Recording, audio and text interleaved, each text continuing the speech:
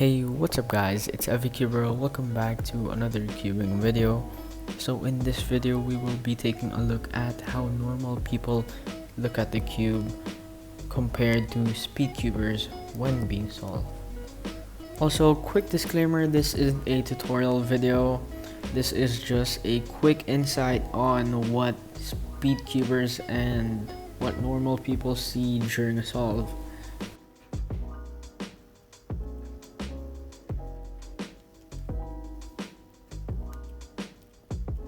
Approximately 10 hours later.